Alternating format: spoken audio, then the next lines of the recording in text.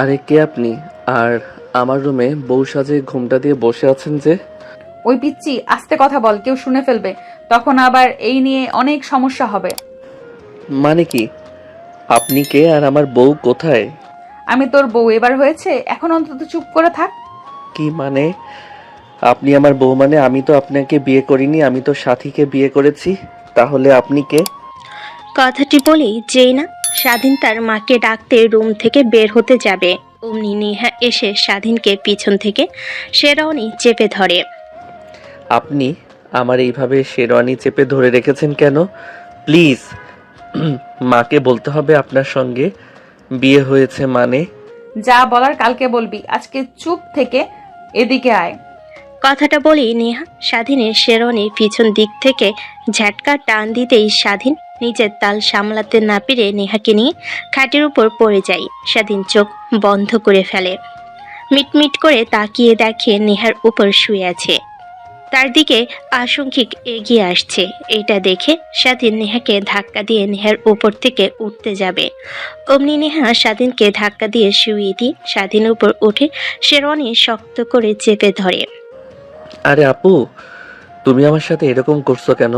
Please আমাকে ছেড়ে দাও, আমার ভালো লাগছে না। মাকে বলতে হবে আমার বিয়ে সাথীর সঙ্গে নয়, তোমার সঙ্গে হয়েছে। আর তোমাকে তো চিনতেও পারছি না, কে তুমি? সব বুঝিয়ে বলবো, আগে এদিকে আয় তুই। মানে কি? দেখো আপু, তোমার মতি গতি আমার একদমই ঠিক লাগছে না। স্বাধীনের কথা শুনে নেহা তার জিপা দিয়ে নিজের ঠোঁট স্লাইড করতে লাগে। স্বাধীন বুঝে যায় যে তার আর রক্ষে নেই। নেহাকে তার উপর থেকে সরিয়ে দৌড় দিয়ে দরজার কাছে গিয়ে দেখে দরজায় লক করা। স্বাধীন পিছনে নেহার দিকে করুণ দৃষ্টিতে তাকায়, দেখে নেহা পায়ের উপর পা তুলে বসে আছে খাটের উপরে। কি ব্যাপার জুনিয়র হাজবেন্ড, যাচ্ছ না কেন? যার মার কাছে যাবেন না, যান মার কাছে গিয়ে বলেন আমি অন্য মেয়ে আর আপনার মেয়ের সঙ্গে বিয়ে হয়েছে আপনার। আরে আপু, তুমি কে? তোমাকে তো এর আগে কখনো আমি দেখিও নি, আর আমার বাসর ঘরে বউ সেজে রয়েছো। প্লিজ এরকম করো না। আর সাথী কোথায়? ও আমার জন্য অনেক কান্না করছে। তোর মতো ছেলেদের জন্য সাথী কান্না করবে? দেখ, ও আরেক ছেলেকে নিয়ে ফুর্তি করছে, তোর মতো ভয় পেয়ে জানলার কাছে গিয়ে মেয়ে মেয়ে বলে চিৎকার করছে না। মানে কি বলছো তুমি আপু? এসব একদম সাথীকে নিয়ে উল্টাপাল্টা কথা বলবে না। স্বাধীনের প্রশ্নে নেহা আর কোনো জবাব দেয় না। খাটের উপর থেকে দাঁড়িয়ে ধীরে ধীরে স্বাধীনের দিকে এগিয়ে যেতে লাগে আর নিজের ঠোঁট জিপা দিয়ে স্লাইড করতে লাগে। স্বাধীন ক্রমশ পিছনের দিকে যেতে লাগে। নেহা এক পর্যায়ে স্বাধীনের কাছে চলে যেতেই দু হাত দিয়ে স্বাধীনের দুহাত শক্ত করে দেওয়ালের সঙ্গে চেপে ধরে। স্বাধীনের ঠোঁট অনবরত কাঁপছে, আমতা আমতা করে বলে, আরে আপু, আপনি পাগল হয়েছেন নাকি? আমার সঙ্গে প্লিজ এইসব করবেন না। পাগল হতে যাব কেন? তোর সাথে বিয়ে হয়েছে, তুই আমার হাজবেন্ড, তো তোর সাথে করবো না তো অন্য আরেক বেটার সাথে করবো নাকি? কথাটা বলে নেহা স্বাধীনের সঙ্গে ঠোঁট লাগিয়ে দেয়। সেইভাবে প্রায় 5 মিনিট পার হয়ে যায়। স্বাধীনী কোনো রেসপন্স দেখে না। এটা দেখে নেহা স্বাধীনকে ছেড়ে দিয়ে হাঁপাতে হাঁপাতে বলে, শালা, তুই ছেলে নাকি এলিয়েন? বান্ধবীদের কাছ থেকে শুনেছি নাকি ছেলেদের শরীরে টাচ করলে উত্তেজিত হয়ে যায়, আর তোকে কিস করছি, তুই কিছুই করছিস না, মূর্তির মতো দাঁড়িয়ে আছিস। দেখেন আপু, যতই চেষ্টা করেন না কেন আমাকে কাবু করতে পারবেন না, কারণ আমার সব কিছু একমাত্র সাথী ভাগিদার। আমি তার হক অন্য কাউকে দিতে পারবো না। আর আপনি কে বলছেন না কেন আমাকে? আমার রুমে এসে বউ সাজে রয়েছে, আবার আমার সঙ্গে উল্টাপাল্টা কাজ করছেন। সাথে সাথী তোর সাথী, দেখ অন্য আরেক বেটাকে নিয়ে সুখে রাতে এনজয় করছে, আর তুই শালার সাথীকে নিয়ে পড়ে আছিস। ছোট থেকে ওর জন্য আমার জীবনটা পুরো ফেল হয়ে গিয়েছে, বড় হয়েও আজ ওর জন্য নিজের জীবনের সব থেকে মূল্যবান রাতটাও এইভাবে কাটাতে হচ্ছে। মানে? তোকে আর মানে মানে করতে হবে না, এখন আমি যা বলবো তুই শুধু রেসপন্স কর।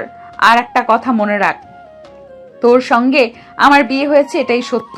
কথাটা বলে নেহা স্বাধীনের কাছে গিয়ে আবার শক্ত করে জড়িয়ে ধরে স্বাধীন তার কাছ থেকে নেহাকে সরানোর চেষ্টা করে, কিন্তু নেহা শক্ত করে জড়িয়ে ধরে থাকাই পায় না। এক পর্যায়ে স্বাধীন মাতাল হয়ে যায়, নেহার সঙ্গে রেসপন্স করতে লাগে।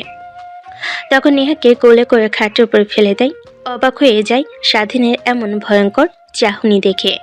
নিজ মনে মনে মনে বলতে লাগে, একটা ঘুমন্ত সিংহকে জাগিয়ে দিলাম না তো।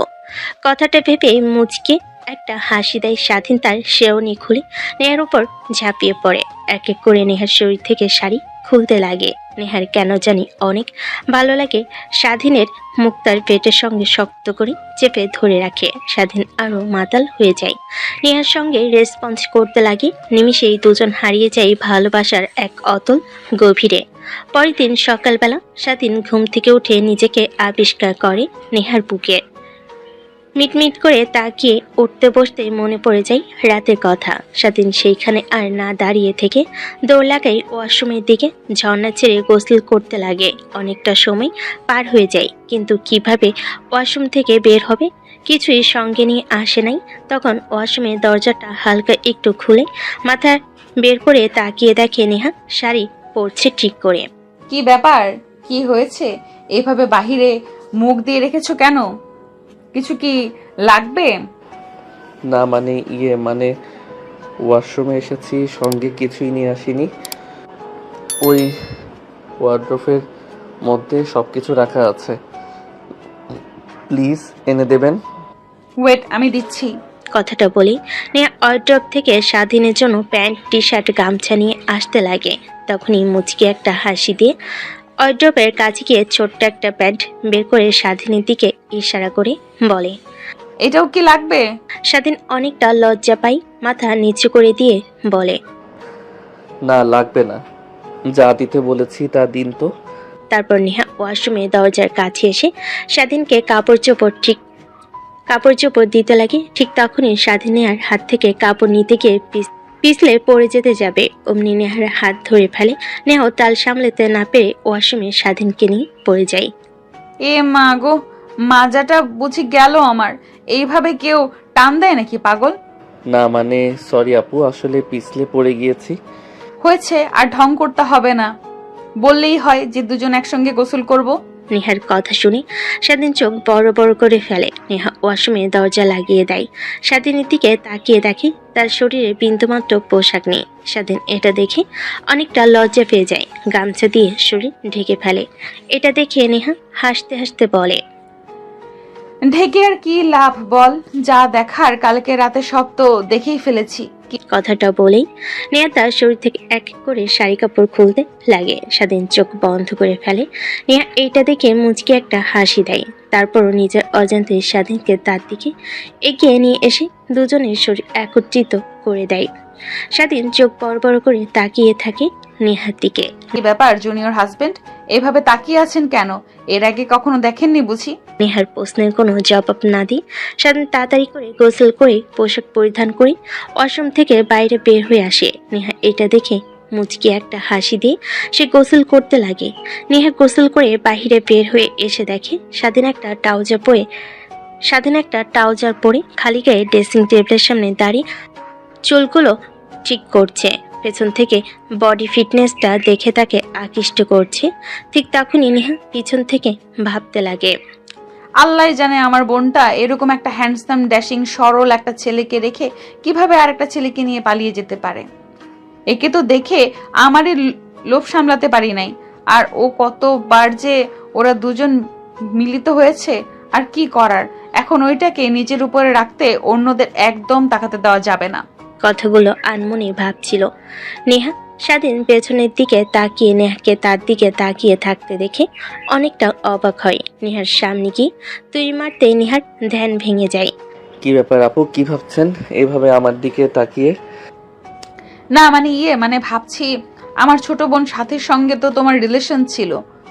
কতবার তোমরা একসাথে একান্তভাবে টাইম পাস করেছো? মানে সাথী আপনার ছোট বোন, তার মানে আপনি সাথীর বড় বোন। আর একদমই ভুল ভাবছেন, কারণ সাথী আমার কাছে অনেকবার আসার চেষ্টা করেছে, কিন্তু আমি বারবার ওকে দূরে সরিয়ে দিয়েছি। শুধু বলেছি যা হবার বিয়ের পর। স্বাধীনের কথা শুনে নেহার অজান্তে কেমন যেন ভালো লাগা কাজ করে। তারপর স্বাধীনকে পাশ কাটিয়ে ড্রেসিং টেবিলের সামনে গিয়ে চুল হেয়ার ড্রাই করতে লাগে। স্বাধীন সোফায় গিয়ে বসে মোবাইলে ফেসবুকিং স্ক্রলিং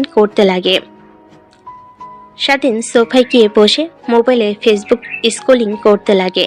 ঠিক তখনই দেখে সাথে আরেকটা ছেলের ম্যারিড স্ট্যাটাস শিপ।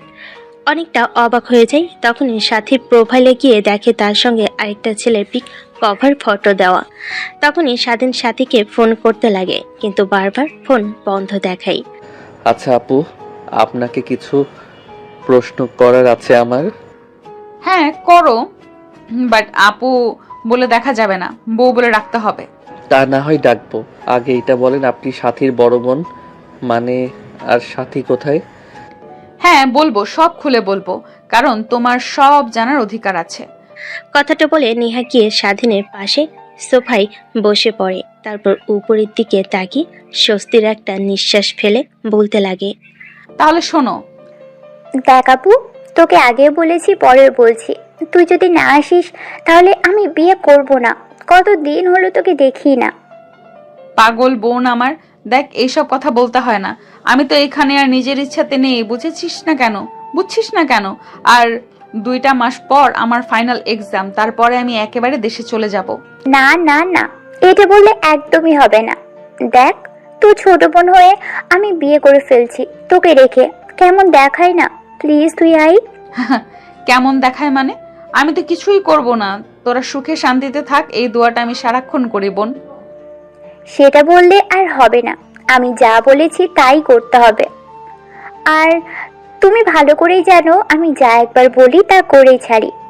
এই নাও, মা তোমার সাথে কথা বলবে। কি রে মা, অনেক ব্যস্ত বুঝি লেখাপড়া নিয়ে? মা বাবার কথা মনেই পড়ে না? হ্যাঁ মা, লেখাপড়ার অনেক চাপ, তাই তোমাদের ফোন দিতে পারছি না, সামনে পরীক্ষা তো। তাই বলে তুই সপ্তাহে একদিনও ফোন করবি না? তুই একদম চেঞ্জ হয়ে গিয়েছিস বিদেশে গিয়ে। শুরুতে তো যাইতেই চাচ্ছিলিস না, তোর বাবা জোর করে পাঠালো, আর এখন দেশে আসতে চাচ্ছিস না।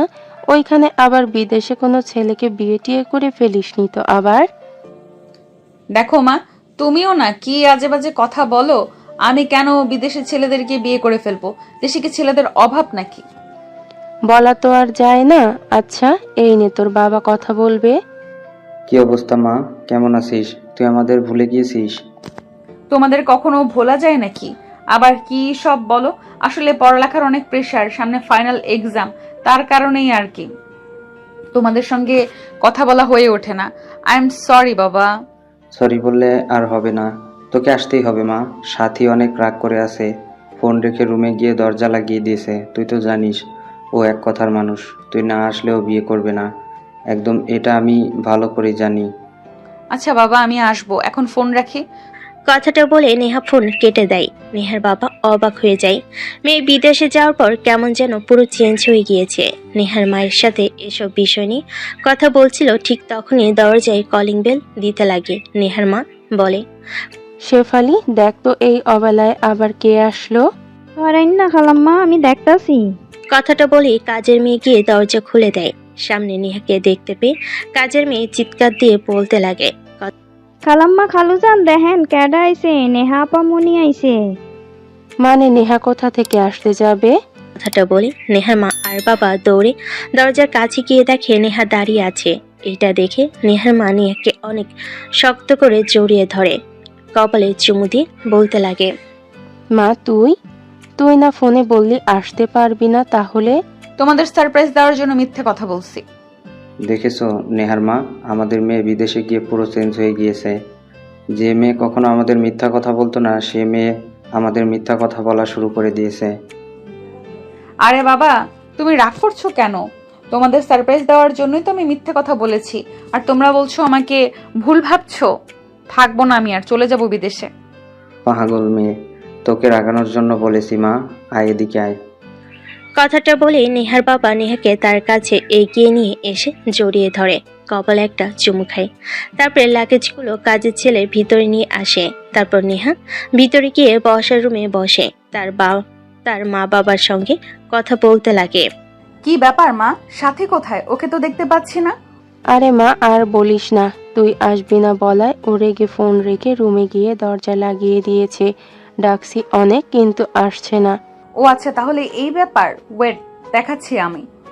কথাটা বলে নেহা বসার রুম থেকে বের হয়ে সাথীর রুমের সামনে গিয়ে দরজায় কড়া নাড়তে লাগে, কিন্তু সাথী কোনো রেসপন্স পায় না। এক পর্যায়ে আরো জোরে জোরে কড়া নাড়তে লাগে। কি হয়েছে মা? দরজা ভেঙে ফেলবে নাকি? আমি তো বলছি আমাকে একটু একা থাকতে দাও, আর আপুকে বলো আসতে। কথাটা বলতে বলতে সাথী দরজা খুলে দেয়। সামনে নেহাকে দেখতে পেয়ে বাকরুদ্ধ হয়ে যায়। মূর্তির মতো সেখানেই দাঁড়িয়ে থাকে। মানে আপু, তুমি এখানে দাঁড়িয়ে মানে? হ্যাঁ, আমি জ্যান্ত একটা মানুষ, ভূত পেতনি আবার মনে করিস না। মা, বাবা, ভূত ভূত ভূত আমাদের বাড়িতে ভূত এসেছে, দেখো নিয়াপুর রূপে ভূত এসেছে। ধ্যাৎ পাগলি মেয়ে কোথাকার! আমি ভয় পেয়ে যাব কেন? আসলে তোকে আর বাবাকে সারপ্রাইজ দেওয়ার জন্য মিথ্যা কথা বলেছি। তার মানে তুমি আমার সত্যি আপু? কথাটা বলে সাথী লাফ দিয়ে নেহার উপর চড়ে বসে। তারপর শক্ত করে জড়িয়ে ধরে নেহাও সাথীকে জড়িয়ে ধরে। এভাবে আমাকে আর মা বাবাকে কষ্ট না দিলেও পারতে। জানো, আমার বিয়েতে তুমি আসবে না, কথাটা শুনে কত খারাপ লেগেছিল আমার। হ্যাঁ, বুঝতে পেরেছি, তার জন্যই তো চলে এসেছি। আমার একমাত্র বোনের বিয়ে আর আমি আসবো না? কথাটা বলে দুজন হাসাহাসি করতে করতে নিচে চলে আসে। তারপর মা বাবার সঙ্গে বসে নেহা আড্ডা দিতে লাগে। এভাবেই অনেকটা সময় পার হয়ে যায়। দেখতে দেখতে বিয়ের সময় ঘনিয়ে আসে। নেহা তার রুমে শুয়েছিল। অনেক বেলা হয়, উঠে বসার রুমে আসে। বসে সাথীর জন্য অপেক্ষা করতে লাগে, কিন্তু সাথী আসে না। তখনই সাথীর দরজায় গিয়ে কর্নারতে দরজা খুলে যায়। নেহা খাটের দিকে ভালোভাবে তাকিয়ে দেখে দুইটা চোখ লাল হয়ে আছে। এটা দেখে নেহা বলে, কিরে, তোর আবার কি হয়েছে? এইভাবে দুই চোখ লাল করে ফেলেছিস কেন? না মানে আপু, আমার দুই চোখে কি যেন পড়েছিল, তাই লাল হয়ে গিয়েছে, এছাড়া বেশি কিছু না। দেখ, আমি ছোট মানুষ না যে তুই আমাকে যা বোঝাবি আমি তাই বুঝতে পারবো। এখন বল কি হয়েছে? সামনে তোর বিয়ে, আনন্দ খুশি থাকার কথা, না থেকে কান্না করছিস কেন? না মানে কিভাবে তোমাকে যে বলবো কথাটা আপু বুঝতে পারছি না। এত হেয়ালি বাদ দিয়ে বল কি হয়েছে আমাকে। তারপর সাথী দরজা দিয়ে মুখ বের করে এই দিকে ওই দিক তাকিয়ে কাউকে দেখতে না পেয়ে দরজা লাগিয়ে দিয়ে নেহার হাত ধরে খাটে নিয়ে বসিয়ে বলে, আপু, এই বিয়েটা আমি করতে পারবো না। মানে কি বলছিস তুই? তোর মাথা ঠিক আছে তো নাকি? তোর এই বিয়েতে সম্পূর্ণ মত ছিল, বাবা বলেছে তোর বিয়ের কারণে সবাইকে দাওয়াত দেওয়া শেষ, কালকে বিয়ে, আর আজকে তুই এইসব কথা বলছিস আমাকে? দেখ, পাগলামি করিস না বোন, তোর কারণে বাবার মান সম্মান নষ্ট হোক, এটা আমি কিন্তু চাই না। দেখো, আমি হয়তো বা স্বাধীনের সঙ্গে বিয়ে হলে সুখী থাকবো, কিন্তু বিশ্বাস করো আমি একদমই জ্যান্ত লাশ হয়ে যাব। আমি স্বাধীনকে আগে থেকে চিনি, একসঙ্গে লেখাপড়া করেছি, এর কারণেই ওর পিক দেখার সঙ্গে সঙ্গে আমি রাজি হয়ে যাই। অনেক ভালো ছেলে, অনেক ব্রিলিয়ান্ট স্টুডেন্ট, কলেজে সবসময় টপ করতো। হ্যাঁ, বুঝতে পারলাম, বাট কি হয়েছে হঠাৎ করে? তুই বিয়ে করবি না? আপু, আমি একজনকে ভালোবাসি, আর ও আমাকে বলেছিল যে ও আমাকে ভালোবাসে না, আমার দেহকে ভালোবাসে। তার কারণে রেগে আমি বিয়ে করতে রাজি হয়ে যাই, কিন্তু ওর কর্মকাণ্ড দেখে তা আমার একদমই মনে হয় না। দেখি ঘুরঘুর করে এখনো আমার আশেপাশে। কাল বলেই ফেললো যে আসলে আমাকে ভালোবাসে সে, এই বিয়েটা করতে না করলো। তাই আমি আর স্বাধীনকে বিয়ে করতে পারবো না। আপু, তুমি কিছু একটা করো প্লিজ। এখন আমি কি বলবো বল? বাবা কেমন তা তো তুই ভালো করেই জানিস। এখন যদি বলতে চাস, তোকে জ্যান্ত পুঁতে রাখবে। দেখো আপু, আমি যদি ওকে না পাই তাহলে আমি মরে যাব। কথাটা বলে নেহাকে জড়িয়ে ধরে কান্না করতে লাগে সাথী। নেহা নিজেও বুঝতে পারেনি কিভাবে সাথীকে সান্ত্বনা দেবে। এভাবে অনেকটা সময় পার হয়ে যায়। নেহার মা এসে দরজায় কড়া নাড়ে। সাথী নিজেকে সামলে নিয়ে দরজা খুলে দিতে নেহার মা তাদেরকে খাবার খেতে বলে। তারপর সাথী আর নেহা দুজনেই নিচে চলে যায় খাবার খাওয়ার জন্য। এভাবে রাতটা পার হয়ে যায়। পরের দিন সকালবেলা চারিদিকে ধুমধাম এক এক করে প্রত্যেককে আত্মীয় চলে এসেছে, সাথে দরজা খোলার কোনো নামগন্ধ নেই। দুপুরের দিকে যখন বিউটি পার্লার থেকে লোক আসে সাথীকে সাজানোর জন্য, তখন দেখা যায় শতবার করা নাড়ানোর পরও দরজা খোলে না। নেহার অনেক চিন্তা হতে লাগে। তখনই তার বাবাকে বলেই দরজা ভেঙে ভিতরে ঢুকে দেখে কেউ নেই। ওয়াশরুমে খুঁজেও কাউকে পায় না। তখন নেহার বাবা মুচকি একটা হাসি দিয়ে বলতে লাগে সবাইকে উদ্দেশ্য করে, তো শুধু চিন্তা করছিলাম, আমার তো মনেই নেই সাথী তো অন্য আরেকটা পার্লারে গিয়েছে সাজার জন্য, ওর পছন্দের পার্লার, আমার মনে ছিল না। আচ্ছা মা, তোমরা যেহেতু এসেছো খাবার খেয়ে আর টাকা নিয়ে যেও। নেহার বাবার কথা শুনে সবাই শান্তির নিঃশ্বাস ফেলে যে যার কাজে চলে যায়। সবাই চলে যেতে নেহার বাবা সোফায় ঠাস করে বসে পড়ে। নেহা দরজা লাগিয়ে দেয়। তার বাবার পাশে এসে বসতেই নেহার বাবা বলে, মারি সাথী কোথায় গিয়েছে তোরা জানিস? আর বিয়ের দিন, এখন একটু পর বরযাত্রী চলে আসবে, আর ও কোথায় পালালো? তারপর নেহা তার বাবাকে সাথীর বলা সব কথাগুলো বলতে লাগে। নেহার বাবা কথাগুলো শুনে মাথায় হাত দিয়ে বসে থাকে। ঠিক নেহার নজর যায় টেবিলের উপর রাখা একটা কাগজের দিকে। নেহা উঠে চিঠিটা হাতে নিয়ে দেখে সাথীর লেখা একটা চিঠি। আপু, তুমি হয়তোবা যখন এই চিঠিটা পড়বে তখন আমি হয়তোবা অন্য কোনো একটা শহরে বিয়ে করে নিয়ে ফেলেছি। আমি জানি বাসার সবাই, মা বাবা, তুমি অনেক রাগ করে আছো আমার উপর, কিন্তু এছাড়া আমার আর কোনো উপায় ছিল না। বাবা মাকে বললেও বাবা রাজি হতো না, তাই চলে এসেছি সবাইকে না বলে। আর একটা কথা, স্বাধীন ছেলেটা অনেক ভালো, কোনো মেয়ের সঙ্গে কখনো ওকে ওঠা বসা করাও দেখিনি। সরল সোজা একটা ছেলে, এর কারণেই আমি রাজি হয়েছিলাম। আরও আমি বলি কি, তুমি বিয়ে করে ফেলো স্বাধীনকে, তাহলে তুমি অনেক সুখী হবে। দেখো, আমার কথা মিলিয়ে নিও তুমি। ইতি, তোমার ছোট বোন সাথী। চিঠিটা পড়ে নেহা পিছন দিক ফিরে তার বাবাকে দেখে চিন্তিত হয়ে বসে আছে। তখনই নেহা তার বাবার পাশে বসে বলতে লাগে, বাবা চিন্তা করো না, সাথী গিয়েছে তো কি হয়েছে, আমি তো আছি, আমাকে না হয় বিয়ে দাও সাথীর জায়গায় বসিয়ে। কি বলছিস মা এসব? তুই তুই বিয়ে করবি মানে? আর ওরা তো সাথীকে পছন্দ করেছিল, আর ছেলেটা সাথীর সমবয়সী ছিল, অর্থাৎ তোর থেকে অনেক জুনিয়র, প্রায় 3 বছরের। দেখো এই যে চিঠি, সাথী আর একটা ছেলের সাথে পালিয়ে বিয়ে করে ফেলেছে। এখন তুমি কোথা থেকে বের করবে সাথীকে এই অল্প সময়ের মধ্যে? এর থেকে ভালো কি তুমি আমাকে বউ সাজিয়ে ছেলেটার পাশে বসিয়ে দাও, কেউ চিনতে পারবে না, তোমার মান সম্মানও বেঁচে যাবে, সবার সামনে পরে না হয় তাদেরকে বুঝিয়ে বললেই বুঝতে পারবে। দেখো, নেহা কথাটা কিন্তু আসলে সঠিক বলেছে। নেহার বাবা নেহার কথাটাও বুঝতে পারেন। নেহার মাথায় হাত বুলিয়ে দিয়ে কাছে এগিয়ে নিয়ে এসে কপালে চুমু দিয়ে দেয়। তারপর হাসি মুখে বাইরে বের হয়। নেহা সাথীর লেহেঙ্গা পরে পৌঁছেছে রেডি হতে লাগে। এক পর্যায়ে বরযাত্রী চলে আসে। স্বাধীনের পাশে বসিয়ে বিয়ে দিতে লাগে। কাজী সাহেব সাথীর জায়গায় নেহার নাম বলে নেহার বাবা হাসতে হাসতে বলে, আমি সাথীর নাম ওর বোনের সঙ্গে মিলিয়ে রেখেছি। ওর বোনের নাম নেহা, এর কারণে ওর নাম নেহাত তার সাথী রেখেছি। সবাই হাসি মুখে পুরো বিয়ের আয়োজনটা শেষ হয়। নেহার বাবা নেহাকে উঠিয়ে দিয়ে চিন্তিত হয়ে বসার রুমে বসে থাকে। দেখতে দেখতে যে যার বাসায় চলে যায়। বিয়ে বাড়িতে এখন শুনশান নীরবতা বিরাজ করছে। এখন বর্তমান। এখন বুঝতে পারছো তো কিভাবে কি হয়েছে, নাকি আরো বুঝিয়ে বলতে হবে তোমাকে? হ্যাঁ, বুঝতে পেরেছি, আর বলতে হবে না। কিন্তু আঙ্কেল এই কাজটা না করলেও পারতো। আমাকে কিংবা বাবাকে সত্যি কথা বললে আমরাই বিয়ে ভেঙে দিতাম, তার মান সম্মানের কিছুই হতো না। কিন্তু এইভাবে আমার একটা সিনিয়র মেয়েকে বিয়ে করা একদমই উচিত হয়নি। আর একটা কথা কি, আমি সাথীকে অনেক পছন্দ করতাম, কিন্তু কখনো বলা হয়ে ওঠেনি ওকে। কি সাথীকে পছন্দ করতে মানে? আমি আর সাথী যেহেতু একই কলেজে লেখাপড়া করতাম, সে তো অনেক দেখা হতো, সবার আড়ালে ওকে দেখতাম, কিন্তু কখনো ওর সামনে গিয়ে প্রপোজ করার সাহসটুকু আমার হয়ে ওঠেনি। তাই লেখাপড়া শেষ করে বাবাকে বলি সে বিয়ের প্রস্তাব নিয়ে যায় আপনাদের বাড়িতে।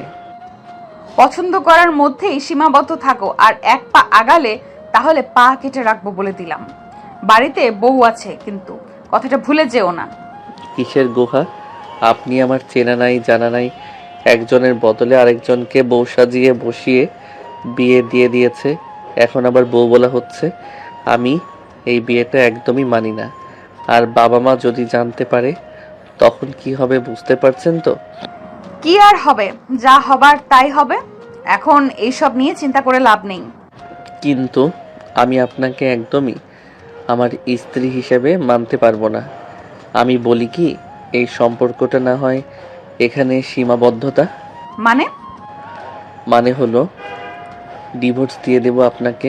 আমার থেকে সিনিয়র একটা মেয়েকে কখনোই বউ হিসেবে মানতে পারবো না।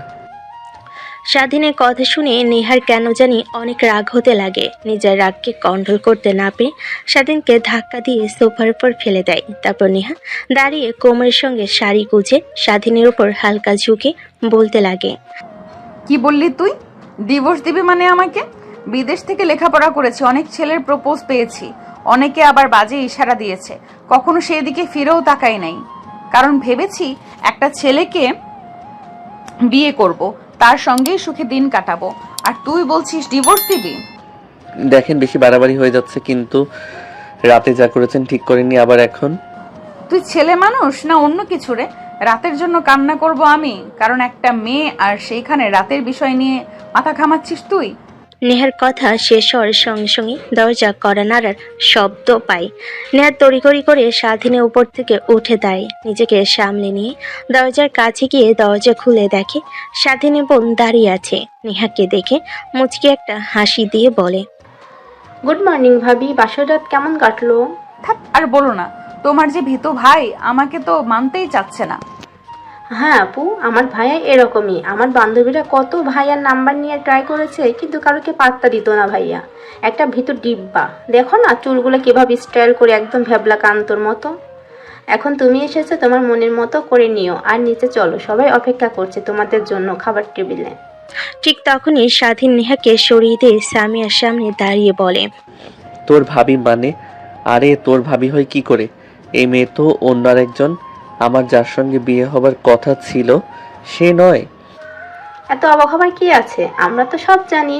কথাটা বলে মুচকি একটা হাসি দিয়ে সেখান থেকে সামিয়া চলে যায়। স্বাধীন কিছুই বুঝতে পারে না। তারপর স্বাধীন নেহার পিছু পিছু নিচে নামতে লাগে খাবারের জন্য।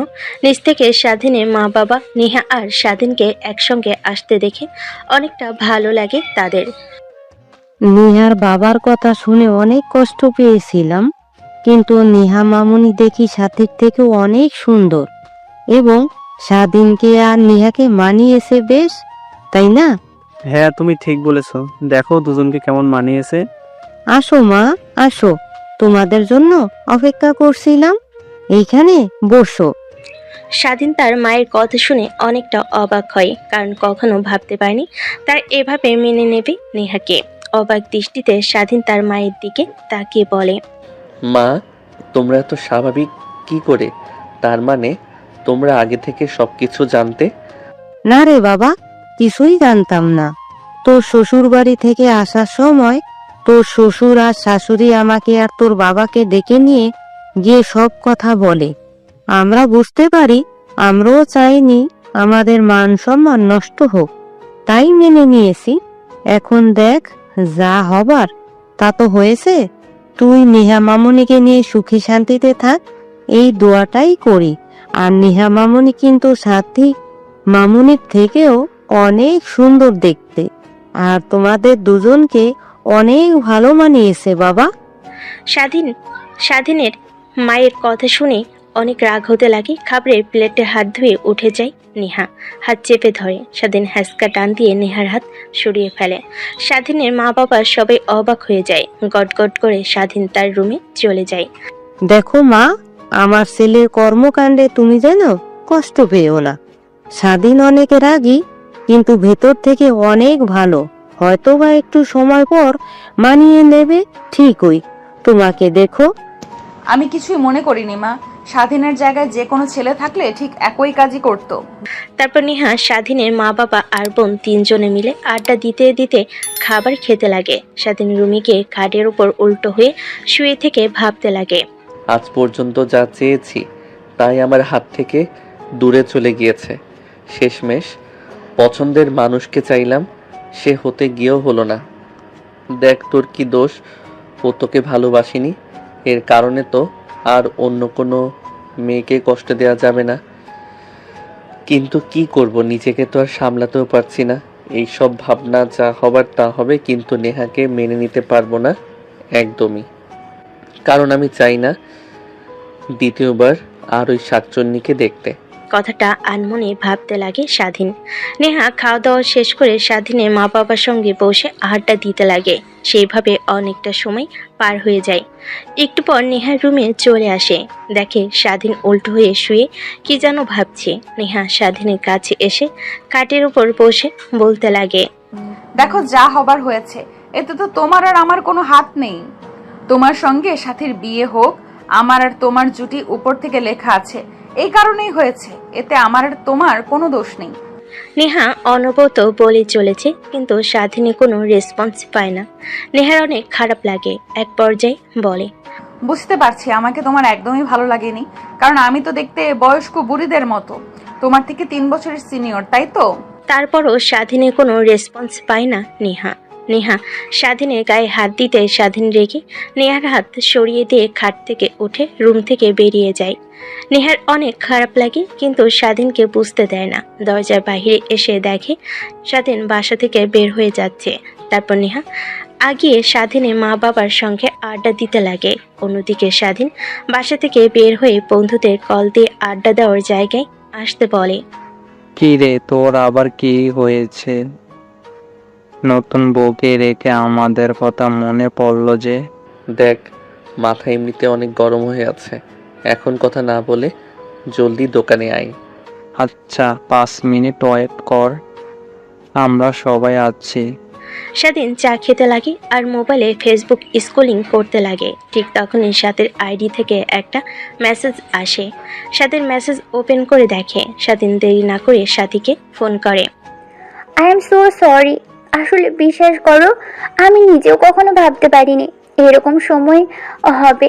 আমি ভেবেছিলাম যে সব ঠিক হয়ে যাবে, কিন্তু আপুর কথা শুনে যা বুঝতে পারলাম তুই একদমই আমার আপুর সঙ্গে কাজটা ঠিক করছিস না। যা হবার তা তো হয়েছে। দেখ, তুই যদি বলতি বিয়েটা করতে পারবি না, বিয়ের 1 ঘন্টা আগেও বলতি, তাহলে আমি যে কোনো উপায় নিয়ে ভেঙে দিতাম। আর সেইটা না করে উল্টো কি করলি, তোর সিনিয়র বুড়ি আপুকে আমার গলায় ঝুলিয়ে দিলি। দেখ, মুখ সামলে কথা বল। আমার আপু একদমই বুড়ি না, আমাদের থেকে মাত্র 3 বছরের সিনিয়র। আর আমার আপুর সম্পর্কে তুই কতটুকু জানিস? আমার আপু লন্ডনে লেখাপড়া করেছে, তার পিছনে এখনো হাজার হাজার ছেলে লাইন দিয়ে দাঁড়িয়ে আছে। তোর ভাগ্য ভালো যে বিয়ে করতে পেরেছিস। আর আপু রাজি হয়েছিল, না হলে তোর বাবা আর তোর সম্মান ধুলোয় মিশে যেত।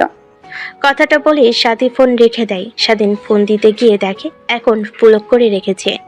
স্বাধীনে অনেক রাগ হতে লাগে। দোকান থেকে একটা সিগারেট নিয়ে জ্বালাতে যাবে, ঠিক তখনই পিছন থেকে সজীব স্বাধীনের মুখ থেকে সিগারেট টান দিয়ে নিজের কাছে নিয়ে নেয়। কি রে, তোর আবার কি হলো? এইভাবে হঠাৎ আমাদের ফোন করে আসতে বললি? আর এসে তোকে দেখে তো একদম চেঞ্জ মনে হচ্ছে। সিগারেট খাচ্ছিস মানে? তোকে তো কখনো সিগারেট ধরতেও দেখিনি।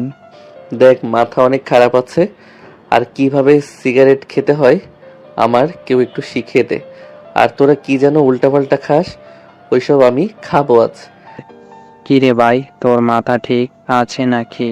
নাকি সাথীকে সব কথা বলে দিয়েছিস যে তুই ওকে কলেজ লাইফ থেকে ভালোবাসিস, তাই তোকে একটু প্যারা দিচ্ছে?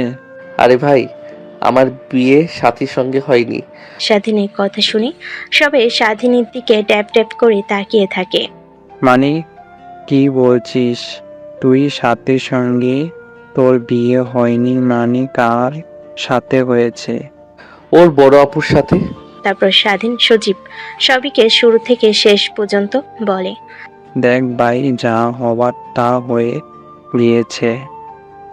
আমরা বলি কি, তুই সব কিছু মেনে নেহা আপুকে নিজের করে নে। তোর কাছ থেকে জ্ঞান শুনতে চাইনি।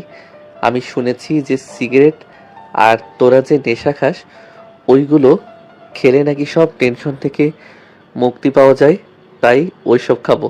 চলো। দেখ, পাগলামানি করিস না। সজীবের কথা না শুনেই ওর হাত থেকে সিগারেট নিয়ে জ্বালাতে শুরু করে আর কাশতে লাগে। এক পর্যায়ে স্বাধীন বমি করে মাটিতে লুটিয়ে পড়ে। সজীব সবাই ধরে ফেলে, পানি খাইয়ে স্বাধীনকে শান্ত করে দেখতে দেখতে এইভাবে দিনটা পার হয়ে যায়। নেহার অনেক চিন্তা হতে লাগে। স্বাধীন এখনো বাসে আসেনি, নাম্বারটাও নেই, তাই সামিয়ার রুমে যায়। ভাবি, তুমি আমার রুমে? কেন আসতে পারি না নাকি? তা কোথায় বললাম, তুমি আসবে না তো কে আসবে, তা কি মনে করে? তোমার ভাইয়া এখনো বাসায় আসেনি, অনেক রাত হয়ে গেল, চিন্তা হচ্ছে। সকালে আমাকে রাগ দেখিয়ে সেই যে বাসা থেকে বের হলো আর আসেনি। সমস্যা নেই ভাবি, ঠিক চলে আসবে, চিন্তা করো না। ভাইয়া এমনিতেই বাসার বাইরে তেমন একটা থাকে না। তারপরও কেমন জানি চিন্তা হচ্ছে আমার। তুমি এক কাজ করো, তোমার ভাইয়ার নাম্বারটা আমাকে দাও। তোমার ভাইয়ের নাম্বারটা আমার কাছে নেই তো। তারপর নেহা সামিয়ার কাছ থেকে নাম্বারটা নেই। তারপরে সামিয়ার রুম থেকে বের হয়ে এসে তার রুমে গিয়ে বেলকনিতে কল দিতে রিং হতে লাগে, বাট রিসিভ করে না। অনবরত কল দিয়ে চলেছে। এক পর্যায়ে একটা মেয়ে ফোন রিসিভ করে। আমি যেই হই না কেন, আগে এটা বলুন, এই মোবাইল স্বাধীনের তো, আপনার কাছে কি করছে? কে আপনি? এত বারবার ফোন করে বিরক্ত করছেন। ও স্বাধীন যান, স্বাধীন যান তো আমার সঙ্গে এনজয় করে ক্লান্ত হয়ে শুয়ে পড়েছে। আপনি এক কাজ করেন, কয়েক ঘন্টা পরে ফোন করেন। তারপর মেয়েটা ফোন কেটে দেয়। নেহা অবাক হয়ে যায়, অনেক রাগ হতে লাগে। রেগে ফোনটাও ফ্লোরে ছুঁড়ে মারে। এইটা ভালো ছেলে নিজের বউকে রেখে অন্য মেয়েদের সঙ্গে রাত কাটায়, আর সবাই কি বলে স্বাধীন অনেক ভালো ছেলে, ওর ডিভোর্স দিতে হবে না, উল্টো আমি ওকে ডিভোর্স দিয়ে দিব। কথাটা আনমনে ভাবতে লাগে নেহা। এভাবে অনেকটা সময় পার হয়ে যায়। রাত যখন 2টা বাজে, দরজার কলিং বেল দিতে লাগে। নেহা রুম থেকে বের হয়ে দরজা খুলে দেখে স্বাধীন। স্বাধীন নিজের তাল সামলাতে না পেরে এইদিক ওইদিক অনবরত তুলতে লাগে। ঠিক তখনই নেহার দিকে এগিয়ে আসতেই নেহা স্বাধীনকে জড়িয়ে ধরে। স্বাধীনকে এক হাত দিয়ে অন্য হাত দিয়ে দরজা লাগিয়ে দিয়ে স্বাধীনকে নিয়ে রুমে শুয়ে দেয়। আরে সালা, তোদের বলেছিলাম তোরা যে নেশা করিস ওইটা দে, উল্টো তোরা কি দিলি আমাকে? শুধু মাথা ঘুরায়। আর এই মেয়েটাকে সরে যেতে বল, ওকে দেখতে ইচ্ছে করছে না আমার। স্বাধীনের কথা বলার ধরন দেখে বুঝতে পারি স্বাধীন ড্রিঙ্কস করেছে আর এইসব মাতাল অবস্থায় বলছে। নেহার কেন জানি অনেক কষ্ট হতে লাগে স্বাধীনের এই করুণ দৃশ্য দেখে। খাটে আর না শুয়ে সোফায় ঘুমানোর চেষ্টা করে, কিন্তু ঘুম আসে না। বেলকনিতে গিয়ে দাঁড়িয়ে বাহিরে তাকিয়ে থাকে। রাতে পুরো শহরটা নিস্তব্ধ হয়ে আছে। মাঝে মাঝে দমকে একটা বাতাস এসে পুরো শরীরকে শিহরিত করে দিচ্ছে। আমার কারণে একটা ভালো ছেলে খারাপ পথে যাবে, তা আমি কখনো নিজের চোখে দেখতে পারবো না। আমি বুঝতে পেরেছি আমাকে মানতে না পেরে সে ড্রিঙ্কস করেছে। আমার উচিত হবে স্বাধীনের জীবন থেকে সরে যাব। কথাগুলো ভাবতে ভাবতেই কিভাবে যে রাত পেরিয়ে যায়। চারিদিক থেকে আজানের সুমধুর আসতে লাগে। নেহা রুমে গিয়ে গোসল করে ফ্রেশ হয়ে নামাজ পড়তে লাগে। নামাজ পড়ে মোনাজাতে স্বাধীনের সুখ কামনা করতে লাগে। ঠিক তখনই স্বাধীনের ঘুম ভেঙে যায়। নেহা মোনাজাত ধরে কান্না করছে আর কি যেন বিপি করে বলছে। নেহার নামাজ পড়ে শেষ হলে উঠে পিছনের দিকে তাকিয়ে দেখে স্বাধীন উঠে গেছে। নেহা জায়নামাজ উঠিয়ে বলে, ও তুমি উঠে গেছো? আচ্ছা যাও, ওয়াশরুম থেকে ফ্রেশ হয়ে এসো। ড্রিঙ্কস করেছো, পুরো শরীর দিয়ে গন্ধ বের হচ্ছে। নেহার কথা শুনে স্বাধীন তার সাথে মুখ গুজে মুখে দেখে দুর্গন্ধ। নিজের নাক ছিটকে ওঠে। তারপর দৌড়ে ওয়াশরুমে চলে যায় গোসল করতে। কিন্তু জামা কাপড় কিছুই নিয়ে আসেনি, তাই মাথা বের করে নেহার কাছে জামা কাপড় চাইতে নেহা দেয়। সেদিন জামা কাপড় পরিধান করে বাহিরে বের হয়ে আসে। নেহা নিচে কিচেন রুমে গিয়ে কফি বানিয়ে স্বাধীনকে দিতে লাগে। আমি জানি তুমি আমাকে মেনে নিতে পারবে না, কখনোই। আমি তোমার থেকে অনেক সিনিয়র। প্রত্যেকটা ছেলের স্বপ্ন থাকে তাদের থেকে জুনিয়র কিংবা সমবয়সী মেয়েকে বিয়ে করার। তোমার বেলায় তা একদমই ভিন্ন। তা আমি চাই না তোমার কারণে একটা ছেলের জীবন নষ্ট হোক। তুমি যা চাচ্ছ ডিভোর্স, তা তুমি পেয়ে যাবে। আমার একটা বন্ধু উকিল, তার সঙ্গে কথা বলেছি। আমাদের না হলেও 6 মাস একসঙ্গে থাকতে হবে, তারপর ডিভোর্স সম্ভব, এর আগে নয়। এই 6টা মাস অন্তত আমাকে সহ্য করে নাও, তারপর না হয় তোমার কাছ থেকে দূরে চলে যাব। নেহার কথাই। স্বাধীন কিছুই বলে না। স্বাধীনের নেহার কথা যেন তার বুকে এসে তীরের মতো বিঁধতে লাগে। সহ্য করতে না পেরে বেলকনিতে গিয়ে কফি খেতে লাগে আর বাইরের দিকে তাকিয়ে থাকে। অনেকদিন হয় সে সকালের এই পরিবেশটা উপভোগ করে না। আর যেন তাকে এক অন্য জগতে নিয়ে আসছে। পাশে তাকিয়ে দেখে নেহা দাঁড়িয়ে কফি খাচ্ছে। কেন জানি নেহার দিকে তাকে অপলক দৃষ্টিতে তাকিয়ে থাকে স্বাধীন। নেহা দেখেও না দেখার ভান করে কফি খেতে লাগে। অন্যদিকে স্বাধীন আনমনে ভাবতে লাগে নেহার দিকে তাকিয়ে। কে বলবে ইনি আমার থেকে সিনিয়র? দেখে তো মনে হচ্ছে যেন সাথী বড়, ইনি ছোট। আচ্ছা, আমি কি পারি না নিজের জীবনসঙ্গী হিসেবে বাকিটা পথ এনার হাত ধরে? কি মায়াবী চেহারা, মায়াবী চাহনি। স্বাধীন, কি ভাবছিস এসব? তুইও তো নিজেও তোকে রিকোয়েস্ট দিতে স্বীকার করেছে। তার মানে নেহাও চায় না তোর সঙ্গে বাকিটা জীবন চলতে? স্বাধীন নেহার দিকে আর না তাকিয়ে বাহিরের দিকে তাকিয়ে কথাগুলো ভাবতে লাগে। দেখতে দেখতে 2টা দিন পার হয়ে যায়। নেহা স্বাধীনে মার সঙ্গে রান্না করছিল। ঠিক তখনই দরজার কলিং বেল দেয়। নেহা দরজা খুলে দেখে তার মা বাবা। নেহা তার মা বাবাকে জড়িয়ে ধরে। মা বাবা কেমন আছো তোমরা? আমাকে ভুলেই গিয়েছো। ছোট মেয়ের রাগ বুঝি আমার উপর দেখাচ্ছ? আরে মা, তা হতে যাবে কেন? আসলে সব ঠিকঠাক করতে দেরি হয়ে গেল, তাই আসতে পারিনি। তাহলে না করলে ফোন বা মেসেজ, না কোনো খবর নেই, 2 দিন পর এসেছো। আরে মা, রাগ করিস না। তোর বাবা এমনিতেই অনেক রেগে আছে তোর বোনের ওপর, বুঝতেই তো পারছিস। আর তোর শ্বশুর শাশুড়ির সামনে কোন মুখ নিয়ে দাঁড়াবো? ছোট মেয়েকে বিয়ে দেওয়ার কথা বলে অন্য আরেক মেয়েকে বিয়ে দিয়েছি। কি যে বলো না মা। জানো আমার শ্বশুর শাশুড়ি অনেক ভালো, আমাকে মেনে নিয়েছে। তারা আমাকে তোমাদের মতো অনেক ভালোবাসে। তারপর নেহা তার মা বাবাকে নিয়ে বসার রুমে কথা বলতে লাগে। ঠিক তখনই স্বাধীন নিচে নামে। নেহার বাবা মা পিছন থেকে ডাকতে লাগে। স্বাধীন দেখে না দেখার ভান করে বাহিরে চলে যায়।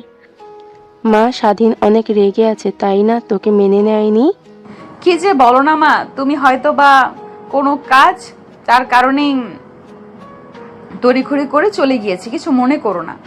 কথাটা বলে নেহা রান্নাঘরে চলে যায়। তারপর রান্না করতে লাগে। প্রায় 2 ঘন্টা পর খাবার টেবিলে সাজিয়ে রুমে গিয়ে দেখে স্বাধীন খাটের উপর শুয়ে মোবাইলে কি যেন করছে। তখনই নেহা ওয়াশরুমে গিয়ে গোসল করে স্বাধীনের সামনে বসে বলতে লাগে, কিছু কথা বলার আছে। দেখো, আমি চাইলে তোমার মা বাবার সঙ্গে অনেক খারাপ ব্যবহার করতে পারতাম, কিন্তু করিনি। মানিয়ে নেওয়ার চেষ্টা করেছি। তো তুমিও আমার মা বাবার সাথে খারাপ ব্যবহার করবে না। তারা যেন বুঝতে না পারে যে আমরা 6 মাস পর একে অপরের থেকে দূরে চলে যাব। নেহার কথা শুনে স্বাধীন বাধা দিয়ে হাত ইশারা করে, তারপর নিচে চলে যায়।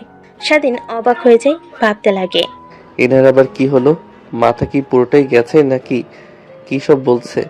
যাই বলুক না কেন, ঠিকই তো বলছে। তাহলে ভালো ব্যবহার করতে হবে তাদের সামনে। কথাটা ভেবেই স্বাধীনের রাতের কথা মনে পড়ে যায়। তড়িঘড়ি করে স্বাধীন ওয়াশরুমে চলে যায়। গোসল করে বাইরে চলে আসে। পোশাক পরিবর্তন করে রুমের মধ্যে আর ভালো না লাগে নিচে এসে দেখে সবাই বসে আড্ডা দিচ্ছে। স্বাধীন সোফায় বসতেই নেহার বাবা বলতে লাগে, বাবা, জানি অনেক কষ্ট পেয়েছো, কারণ আমার মেয়ে সাথীর সঙ্গে বিয়ে হবার কথা ছিল। তোমার সেটা না হয়ে নেহার সঙ্গে বিয়ে দিয়েছি। কি আর বলবো, সাথীকে তোমার ছবি দেখিয়েছিলাম। তোমরা একে অপরের সঙ্গে কথা বলেছিলে, রাজিও হয়েছিলে, কিন্তু কিভাবে কি হলো নিজেও জানি না। প্লিজ আমাকে ক্ষমা করে দিও। আরে আঙ্কেল, ক্ষমা চাচ্ছেন কেন? এখানে তো আপনার কোনো দোষ দেখতে পাচ্ছি না আমি। তারপর স্বাধীন ও নেহার বাবা মার সঙ্গে কথা বলতে লাগে। হাসি মুখ নিয়ে নেহার অনেক ভালো লাগে। দেখতে দেখতে 3টা পার হয়ে যায়। বিকেলের দিকে স্বাধীন রুমে বসে মোবাইলে ফেসবুক স্ক্রলিং করছিল। তখন নেহা রুমে এসে বলে, জামা কাপড় কোনগুলো লাগবে বলেন, আমি সব গুছিয়ে দিচ্ছি। মানে? বাবা আর মা আমাদের বাসায় নিয়ে যেতে এসেছে। একটা বিয়ের পরম্পরা আছে না, সেটার জন্য আমাদের বাসায় যেতে হবে। না, আমি আপনাদের বাসায় যেতে পারবো না। আই এম সরি, আপনি যান। দেখ, তুই কিন্তু আমার মাথায় রাগ উঠিয়ে দিচ্ছিস। আমি চাইলে তোর মা বাবার সঙ্গে খারাপ ব্যবহার করতে পারতাম, কিন্তু তা না করে সবার সঙ্গে ভালো ব্যবহার করছি। বিনিময়ে তুইও আমার বাবা মার সঙ্গে ভালো ব্যবহার করবি। এখন যা বলছি তাই কর, রেডি হয়ে নে। নেহার ভয়ঙ্কর রূপ দেখে স্বাধীন অনেকটা অবাক হয়ে যায়। তারপর ওয়ার্ড্রোব থেকে জামা কাপড় বের করে হাতে রেখে দিতেই নেহা এসে গুছিয়ে ব্যাগে পুরে নেয়। গেল হতে নেহা তার বাবা মার সঙ্গে স্বাধীনের বাসায় চলে যায়। দরজায় কলিং বেল দিতেই কাজের মেয়ে এসে দরজা খুলে বলতে লাগে, আপামনি আর ম্যাডাম আপনারা আইছেন? আমি তো আরো আপনাকে ফোন করতে নিছিলাম। ছোট ম্যাডাম একটা পোলারে নিয়ে আইছে, আপনাদের খোঁজ খবর নিচ্ছে। কিন্তু আপনারা তো নেহা আপুর বাসায় গিয়েছেন, এইটা বলেছি। ওনারা তাদের রুমে বসে আছে। মানে সাথী এসেছে? হ্যাঁ।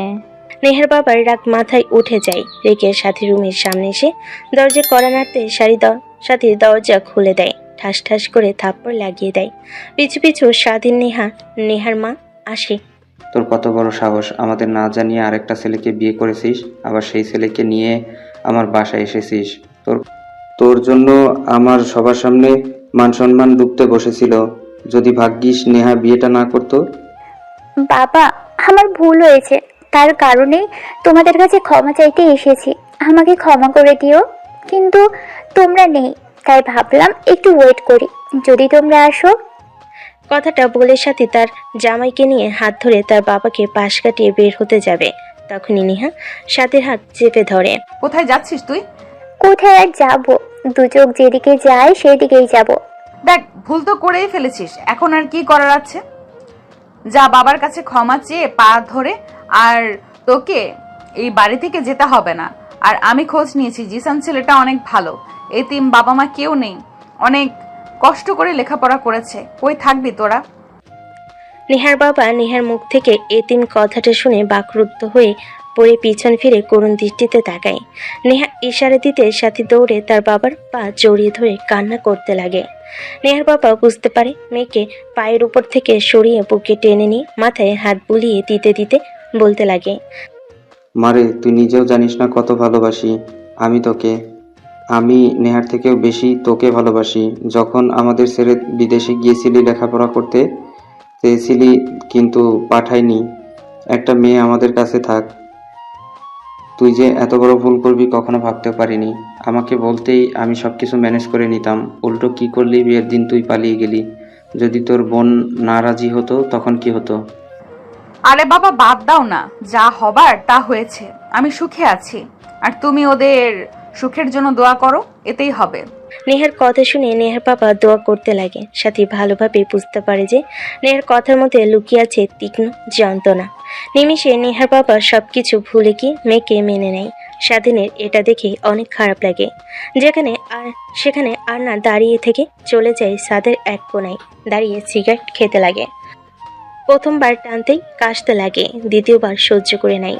দেখতে দেখতে এক প্যাকেট সিগারেট শেষ করে ফেলে। ঠিক তখনই সাদে কারোর আসার শব্দ পায় স্বাধীন। তাড়াতাড়ি করে সিগারেট ফেলে দেয়, পাশে তাকিয়ে দেখে সাথী। সিগারেট খাওয়া শিখে গেছো? যাকে ভালোবাসতাম তাকে যদি না পাই আপন করে, তাহলে তো একটু একটু খারাপ নেশা আসক্ত হয়ে পড়ে। মানে ভালোবাসো মানে কাকে? সেটা না জানলে চলবে? তা হাজবেন্ডকে রেখে ছাদে এসেছো একা, আমি একা ছাদে, আবার মাইন্ড করবে না তো? না, কিছুই মনে করবে না, অনেক ভালো। অনেক ভালো তো আমাকে বিয়ে করতে রাজি হয়েছিল কেন? অযথা আমাকে স্বপ্ন দেখিয়েছিলে। তার জন্য I am really sorry, please আমাকে ক্ষমা করে দিও। আর আপুর যতই বোঝার জন্য চেষ্টা করুক না কেন, সুখে আছে। বাট আমি বুঝতে পেরেছি তোমার আর আপুর মধ্যে দূরত্ব অনেক। দেখো, যা হবার তা তো হয়ে গেছে। আমি চাই আমার আপুকে নিয়ে তুমি সুখে শান্তিতে থাকো। সাথীর কথা শুনে স্বাধীন বাঁকা হাসি দিয়ে ছাদ থেকে নামতে যাবে। দরজার কাছে আসলে দেখে জিসান দাঁড়িয়ে আছে। স্বাধীনকে উদ্দেশ্য করে হাত বাড়িয়ে বলে, দেখুন, আই এম রিয়েলি সরি। আমাকে সাথী সব কথা বলেছে, আমি অনেক লজ্জিত। প্লিজ আমাকে ক্ষমা করে দিবেন। আর নেহা আপুর সঙ্গে কথা বলে বুঝতে পারলাম তিনি অনেক ভালো একটা মানুষ। জিসানের কথা শেষ না করে স্বাধীন পাশ দিয়ে নিচে নেমে আসে। তারপর নেহার রুমে গিয়ে দেখে নেহা টেবিলের উপর বসে কি যেন করছে। স্বাধীন সেই দিকে একবার তাকিয়ে বেলকুনিতে চলে যায়। প্যাকেট থেকে সিগারেটের আরেকটা প্যাকেট বের করে খেতে লাগে। নেহা কাজ করছিল, হঠাৎ সিগারেটের গন্ধ পেয়ে বেলকুনিতে গিয়ে দেখে স্বাধীন সিগারেট খাচ্ছে। নেহা দেখে কি বলবে বুঝতে পারে না। এত বড় একটা ছেলে হয়ে গিয়েছো আর জানো না যে সিগারেট খাওয়া স্বাস্থ্যের জন্য ক্ষতিকর? হ্যাঁ জানি তো, কি করব, এটাই আমার নিত্যদিনের সঙ্গী, এছাড়া আর কে আছে? অবশ্যই এর আগে কখনো ট্রাই করিনি, এই 2 দিন হলো খাচ্ছি। ও আচ্ছা, তার মানে তুমি আমাকে রাগ দেখিয়ে আমার রাগ কাটানোর জন্য সিগারেট খাচ্ছ। আচ্ছা, আমি কি দেখতে এতটাই খারাপ? আমাকে কি মেনে নেওয়া যায় না? যায় না কেন? অবশ্যই যায়, বাট আপনি অনেক ভালো ডিজার্ভ করেন আমাকে, না? কথাটা বলে স্বাধীন বেলকনি থেকে এসে সোফায় শুয়ে ঘুমানোর চেষ্টা করে। একটু পর নেহা রুমে এসে স্বাধীনকে সোফায় দেখে বলে, কিছু মনে না করেন, একটা কথা বলতাম। সোফায় ঘুমাতে আপনার কষ্ট হবে। আপনার বাসার মতো আমাদের সোফা বড় নয়, তাই বলছি কি খাটে ঘুমান, মাঝখান দিয়ে কোলবালিশ রেখে দিব, সমস্যা হবে না। না, আমার কোনো সমস্যা হবে না। তারপর নেহা জোর করে স্বাধীনকে সোফা থেকে উঠে খাটে শুয়ে দিয়ে ডিম লাইট অফ করে দেয়। মাঝে মাঝে নেহার কি যে হয়, এক ভয়ঙ্কর অগ্নিদৃষ্টি ধারণ করে। তারপর দুজনেই ঘুমিয়ে পড়ে। পরের দিন সকালবেলা ঘুম থেকে উঠে স্বাধীন দেখে মাঝখানে কোল বালিশ নেই। নেহা তাকে জড়িয়ে ধরে ঘুমিয়ে আছে। নেহার দিকে তাকাতে দেখে মুখের সামনে কিছু চুল সরিয়ে দিয়ে অপলক দৃষ্টিতে তাকিয়ে থাকে। নেহার ঘুম ভেঙে তাকাতেই মুখের সামনে স্বাধীনকে তার দিকে ট্যাপ ট্যাপ করে তাকিয়ে থাকতে দেখে উঠে চোখ দিয়ে ইশারা দিয়ে বলে, এই যে মিস্টার, কি দেখা হচ্ছে এভাবে ড্যাব ড্যাব করে তাকিয়ে? না মানে কিছু না। কথাটা বলেই স্বাধীন লজ্জা পেয়ে দৌড়ে ওয়াশরুমে চলে যায়। নেহা অবাক হয়, যেখানে লজ্জা পাবার কথা নেহার, সেখানে স্বাধীন পাচ্ছে। এইটুকু একটা বাচ্চা ছেলে হয়ে কি জেদ আমার সংসার করবে না? ঠিক নাকে দড়ি দিয়ে ঘোরাবো একদিন, এই বলে দিলাম। কথাটা বলেই মুচকি একটা হাসি দিয়ে নিজের শাড়ি ভালোভাবে পরিধান করে নিচে চলে আসে। তারপর নেহা তার মার সঙ্গে রান্নাবান্না করতে লাগে। নেহা তার মায়ের সঙ্গে রান্না করতে করতে অনেকটা সময় পার হয়ে যায়। রান্না শেষ হলে খাবার টেবিলে সব গুছিয়ে রেখে রুমে চলে যায়। রুমে গিয়ে দেখে স্বাধীন বসে মোবাইলে গেমস খেলছে। নেহা সেই দিকে একবার তাকিয়ে ওয়াশরুমে চলে যায়। গোসল করে ড্রেসিং টেবিলের সামনে বসে চুলগুলো হেয়ার ড্রাই করতে লাগে। গেম খেলতে খেলতে হঠাৎ নেহার দিকে নজর যেতেই শাড়ির ফাঁক দিয়ে কোমরের স্বাধীনের চোখ আটকে যায়। সেই দিকে অপলক দৃষ্টিতে তাকিয়ে থাকে। নেহা আয়নাতে স্বাধীনকে তার দিকে তাকিয়ে থাকতে দেখে পিছন ফিরে তাকিয়ে চোখে ইশারা দিতে স্বাধীন চোখ সরিয়ে গেম খেলায় মনোযোগ দেয়। নেহা হাসি দিয়ে শাড়ি ঠিক করে নেয়।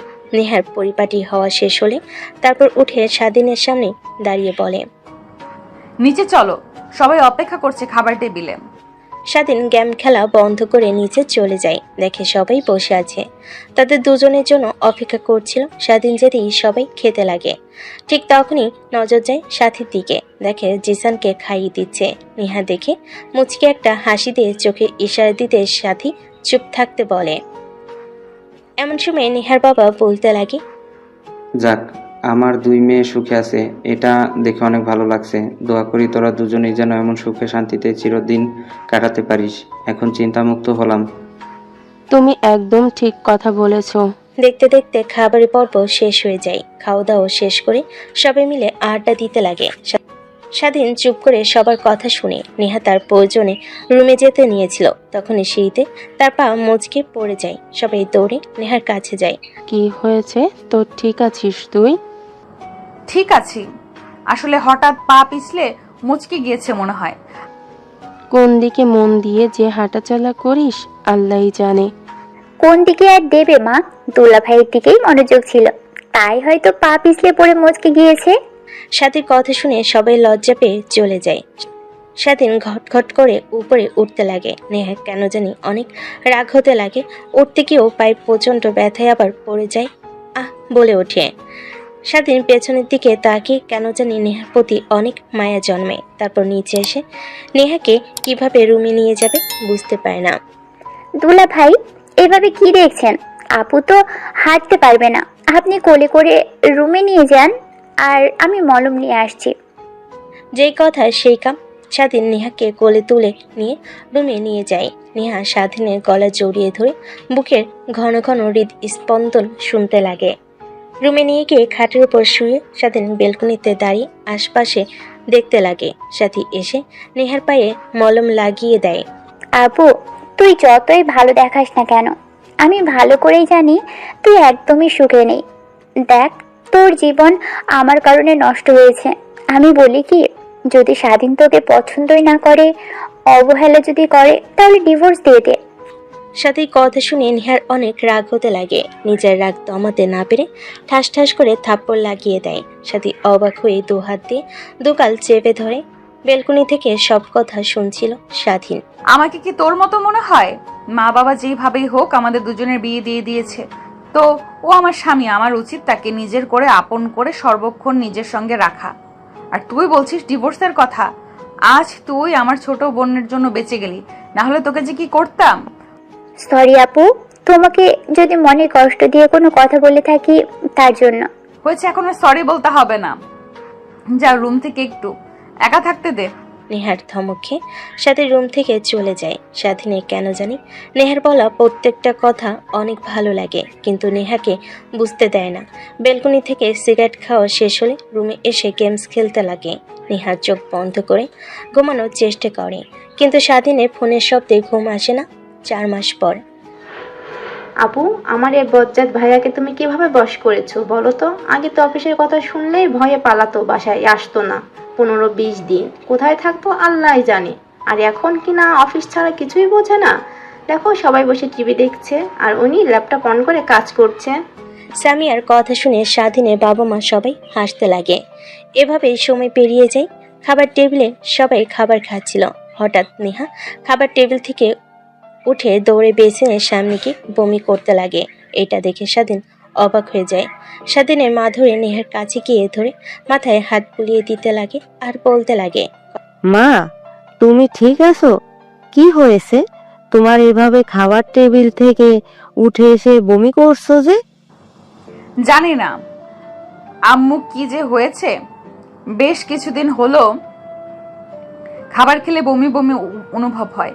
আজকে বমি হয়ে গেল। তা কতদিন হলো? আর অনেক টক খেতে ইচ্ছে করে বুঝি? প্রায় 1 মাস হবে। আর হ্যাঁ, আমি টক একদমই পছন্দ করতাম না, আর কেন জানি এখন অনেক খেতে ইচ্ছে করে। কথাটা বলি নেহা অজ্ঞান হয়ে পড়ে যেতে নেবে। তখনই স্বাধীন দৌড়ে গিয়ে ধরে ফেলে, কোলে তুলে রুমে নিয়ে শুয়ে দেয়। স্বাধীনের মা মাথায় হাত বুলিয়ে দিতে লাগে। তুমি এভাবে তাকিয়ে কি দেখছো ভেবলাকান্তের মতো? ডাক্তারকে ফোন করে তাড়াতাড়ি আসতে বলো। ও সরি, আমার মনে ছিল না। আমি এক্ষুনি ডাক্তারকে ফোন করে আসতে বলছি। তারপর ডাক্তারকে ফোন করার জন্য স্বাধীনের বাবা রুম থেকে বের হয়ে যায়। একটু পরে স্বাধীনের মাও চলে যায়। স্বাধীন নিজের অজান্তে নেহার পাশে বসে মাথায় চুলে হাত বুলিয়ে দিতে লাগে। একটু পর ডাক্তার আসে। নেহাকে ভালোভাবে পর্যবেক্ষণ করে হাসি মুখ নিয়ে বলে, এত চিন্তিত হবার কোনো কারণ নেই, সুখবর আছে। আগে মিষ্টি খাওয়ান আমাকে। মানে কি বলছেন আপনি? মিষ্টি খাওয়াবো মানে? আর সুখবর? সুখবর নেহা মামুনি প্রেগনেন্ট, 4 মাসে সন্তান তার পেটে। কথাটা শুনে রুমের মধ্যে থাকা সবার মুখে হাসি ফুটে ওঠে, শুধু স্বাধীন ব্যতীত। নেহার চোখের আড়াল হয় না। স্বাধীনের বাবা ডাক্তারকে টাকা দিয়ে মিষ্টি খাওয়ার জন্য আরো কিছু টাকা দিয়ে দেয়। ডাক্তার হাসি মুখে চলে যায়। মানে অনেক খুশি, পূর্ব পাড়া মহল্লার সবাইকে মিষ্টি খাওয়াবো। আরে থামো, পাগল হয়েছো বুঝি? স্বাধীনের মা বাবা দুজনে আনন্দ উল্লাস করতে করতে রুম থেকে বের হয়ে যায়। একটু পর সামিয়া নেহার কাছে এসে বসে বলে, কংগ্রাচুলেশন আপু, আমাকে এই অল্পতেই ফুপি বানানোর জন্য। তারপর সামিয়া আর নেহা দুজনে কথা বলতে লাগে। স্বাধীন চিন্তিত হয়ে বেলকনিতে গিয়ে সিগারেট জ্বালিয়ে খেতে লাগে। একটু পর রুমে এসে দেখে কেউ নেই। তখনই নেহা স্বাধীনকে প্রশ্ন করে, আচ্ছা, একটা প্রশ্ন করব, সত্যি সত্যি করে জবাব দিতে হবে। হ্যাঁ বলেন। আচ্ছা, তুমি কি খুশি হওনি? এই সংবাদ শুনে সবার খুশি হবার কথা, বাট আমি তা হইনি। কারণ আপনার সঙ্গে আমার কি চুক্তি ছিল? 6 মাস পর ডিভোর্স, এখন 4 মাস, আর 2 মাস পর ডিভোর্স দিয়ে দেব আপনাকে। আর এখন বাচ্চা, এখন তো আপনাকে ডিভোর্স দিতে পারবো না। স্বাধীনের কাছ থেকে এরকম সময় ডিভোর্সের কথাটা কখনো চিন্তাও করেনি নেহা। নেহা শোয়া থেকে উঠে স্বাধীনের কাছে গিয়ে ঠাস ঠাস করে থাপ্পড় লাগিয়ে দিয়ে বলে, তোমার মন পাওয়ার জন্য এত কিছু করলাম, ভেবেছিলাম বেবি আসলে সব ঠিক হয়ে যাবে। আর এই সুখের কথা শুনেও তুই কি বলছিস ডিভোর্সের কথা? যা, তোকে ডিভোর্স দিয়ে দিব। আর এই বেবি আমার, এই কথা একদমই চিন্তা করবি না। আর কখনো যেন আমার বাচ্চার বাবার অধিকার নিয়ে কখনো আমার কাছে তুই যাস না। কথাটা বলে নেহা লাগেজ গুছিয়ে রুম থেকে বের হয়ে যায়। স্বাধীন আটকানোর বিন্দু মাত্র চেষ্টা করে না। কেন জানি নেহা যাবার পর তার বুকের বা পাশে ফাঁকা আর চিনচিন ব্যথা হতে লাগে। ঠিক তখনই রুমে প্রবেশ করে স্বাধীনের বাবা মা। কিরে বাবা, কি হয়েছে? নেহা মামুনি যে চলে গেল, পিছন থেকে অনেক ডাকলাম কিন্তু কোনো কথাই শুনলো না। কি হয়েছে তোদের মধ্যে? না মানে দেখ, তোদের মধ্যে কি হয়েছে সেটা আমি জানতে চাই না, আর চাইবও না। শুধু এটুকুই বলবো যে একটা সম্পর্ক টিকিয়ে রাখার জন্য অনেক বিশ্বাস করব না হয়, আর সম্পর্কটা শেষ করার কখনো সমাধান আসে না। আমি বলেছি নিজেদের মধ্যে ভুল বোঝাবুঝি মিটিয়ে নেই, নেহা মামুনিকে নিয়ে আয়। হ্যাঁ, তোর বাবা তো ঠিক বলছে। যদি তুই নেহা মামুনিকে নিয়ে না আসতে পারিস এই বাড়িতে, তাহলে তোর কোনো ঠাঁই নেই এই বাড়িতে। স্বাধীন বুঝতে পেরেছে যে তার জীবনে নেহা এক অধ্যায়। তাই দেরি না করে রুম থেকে বের হয়ে গাড়ি স্টার্ট দিয়ে সোজা নেহার পাশে চলে যায়। দরজার কলিং বেল দিতে সাথী এসে দরজা খুলে দেয়। হারে দুলা ভাই, আপনি চলে এসেছেন এই অবেলা? আপু আসলো, আমরা এতবার এত করে ডাকলাম কিন্তু কোনো কথাই শুনলো না। রুমে গিয়ে দরজা লাগিয়ে দিয়েছে, কিছু বলছেও না। আপনাদের মধ্যে আবার কিছু হয়েছে নাকি? আরে না, তেমন কিছু হয়নি।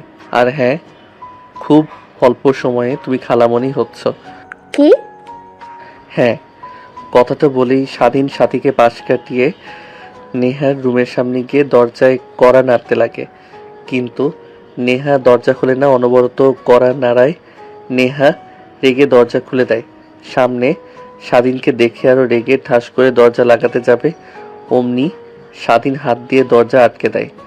নেহার রুমে ঢুকে দরজা লাগিয়ে নেহার দিকে তাকাতেই নেহার ঠাস ঠাস করে থাপ্পড় লাগিয়ে দেয়। বলে, এখন আবার কি চাস তুই? ডিভোর্স, তাই তো?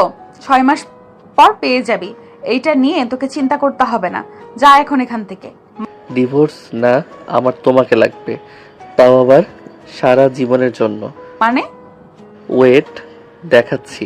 কথাটা বলি স্বাধীন নেহাকে কোলে করে খাটের উপর ফেলে দেয়। তারপর নেহার উপর ঝাঁপিয়ে পড়ে। প্রায় 2 ঘন্টা পর নেহার উপর স্বাধীন শুয়েছিল। এমন সময় নেহার ধ্যান ভাগতে স্বাধীনকে তার উপর থেকে সরিয়ে দিয়ে বলে, ও আচ্ছা, তাহলে এর জন্য এসেছিস। দেহ লাগবে, সমস্যা নেই। ডিভোর্স না হওয়া পর্যন্ত আসিস, ভোগ করে চলে যাস, কিছুই বলবো না। স্বাধীন নেহার কথাটা শুনে রেগে নেহার মুখ চেপে ধরে তারপর বলতে লাগে, হয়েছে, আর একটাও বাজে কথা শুনতে চাই না। অনেক বলেছ কথা, এখন আমার কথা শোনো। আই এম সরি, আসলে আমি বুঝতে পারিনি, তোমার আসার পর সব বুঝতে পারি। আর প্লিজ আমাকে ক্ষমা করে দাও।